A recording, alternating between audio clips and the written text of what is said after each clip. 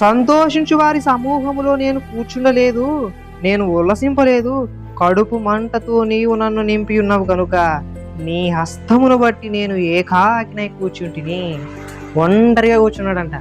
దేవుని మాటను బట్టి, దేవుని హస్తమును బట్టి ఈయనకి ఒంటరిగానే ఉన్నాడంట. అందుకని బైబిల్లో ఒంటరి ప్రవక్త ఎవరంటే ఈయనే, ఇర్మియా గారు. ఎనీ టైం ఒంటరిగానే ఉంటాడు. స్నేహితులు ఉండరు, భార్య ఉండరు, పిల్లలు ఉండరు, ఎవరు ఉండరు. ఎక్కడో ఒకదాని కూర్చొని ఉంటాడు అంతే. అంత గొప్పగా బ్రతికాడు దేవుని మాటను హృదయంలో ఉంచి ఉన్నప్పుడు. కానీ ఇది సమాజానికి ఏమాత్రం ఒప్పుకోదు. సమాజం మాత్రం ఒప్పుకోదు. ఏడు తిక్కొంతి తిరుగుతాడు, ఒంటరిగా ఉంటాడు, ఎప్పుడు చూసినా ఒకడే ఉంటాడు. దేవుడు అంటాడు, అదంటాడు, ఇదంటాడు, ఏమేమో చెప్తాడు.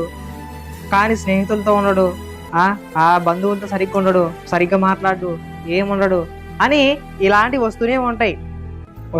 భక్తులకే కలిగినప్పుడు లోకంలో భక్తులు, నిజమైన భక్తులైన వారు కూడా తప్పకుండా